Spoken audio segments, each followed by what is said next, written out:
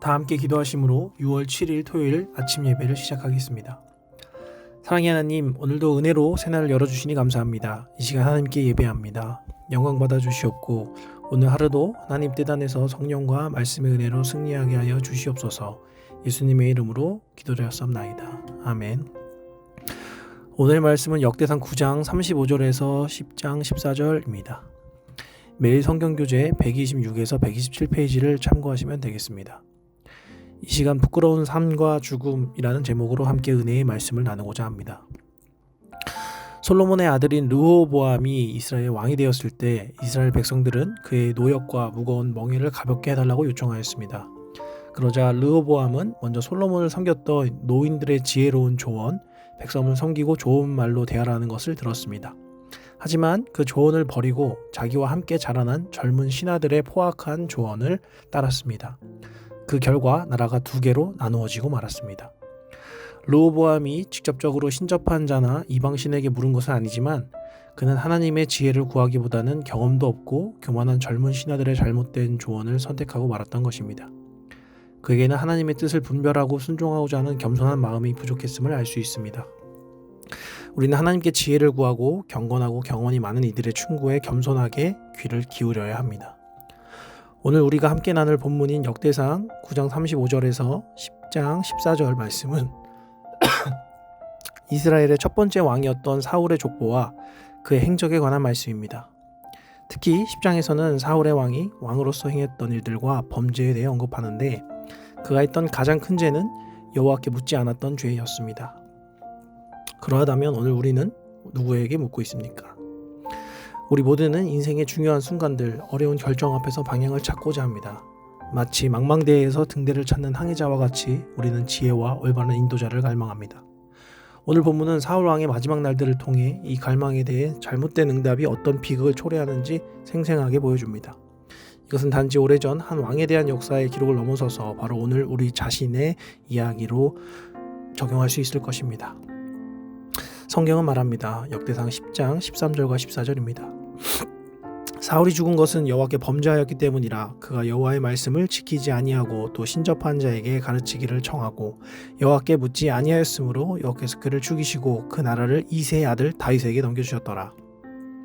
이 말씀 주목해야 합니다. 여호와께 묻지 아니하였으므로 사울의 죄는 단순히 한두 가지 실수가 아니었습니다.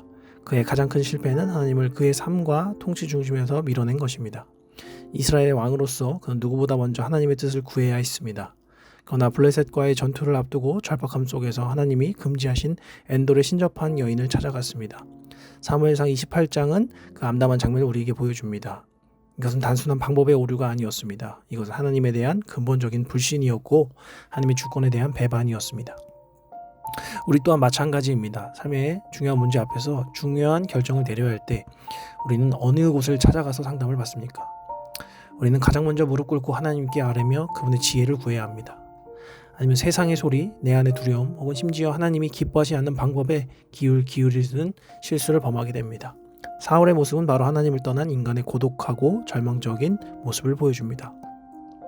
그러나 성도 여러분, 이야기는 여기서 끝나지 않습니다. 사울의 실패가 우리에게 절망만을 안겨준다면 복음은 기쁜 소식이 될 수 없습니다.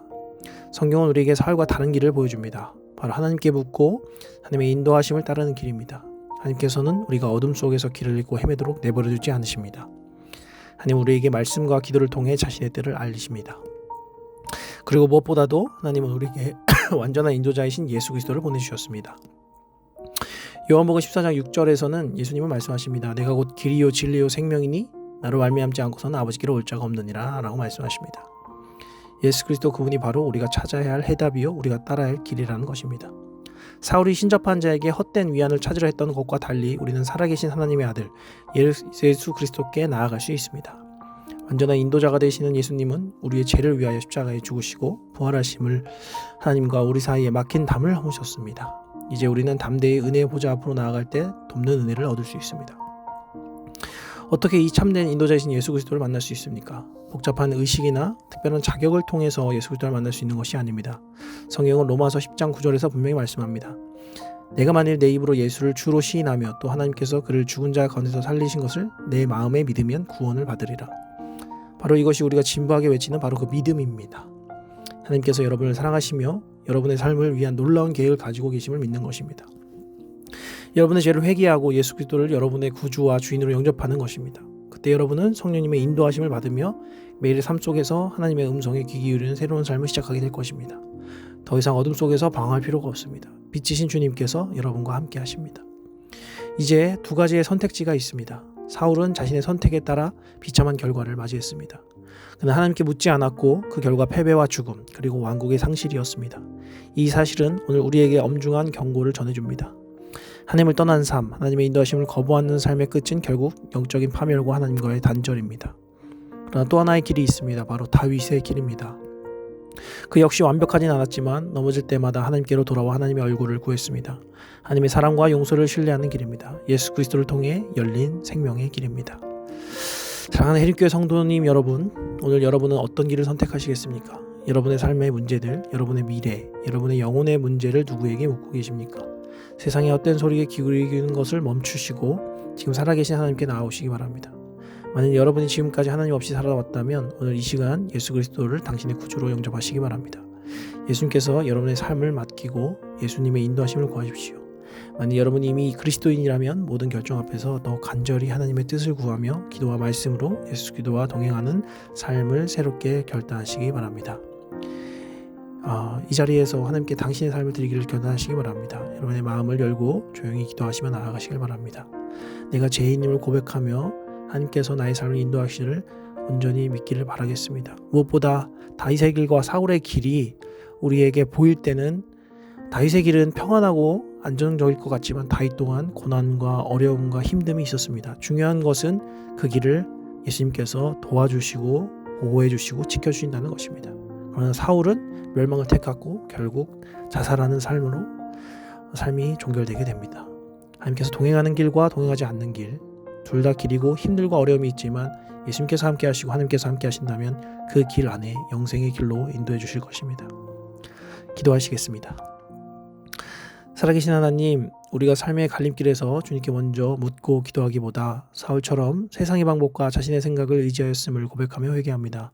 참된 길이요 진리이신 예수 그리스도의 이름으로 간구하오니 우리의 모든 결정과 걸음 가운데 주님의 음성을 듣는 지혜와 분별력을 주옵소서.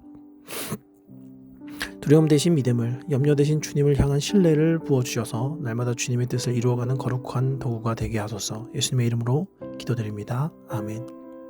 이제 주님의 기도로 아침 예배를 마칩니다. 하늘에 계신 우리 아버지여, 이름이 거룩히 여김을 받으시오며 나라에 임하옵시며 뜻이 하늘에서 이룬 것 같이 땅에서도 이루어지이다. 오늘날 우리에게 일용할 양식을 주옵시고 우리가 우리에게 죄 지은 자를 사해 준 것 같이 우리의 죄를 사해 주옵시고 우리를 시험에 들게 하지 마옵시고 다만 악에서 구하옵소서. 나라와 권세와 영광이 아버지께 영원히 있사옵나이다. 아멘.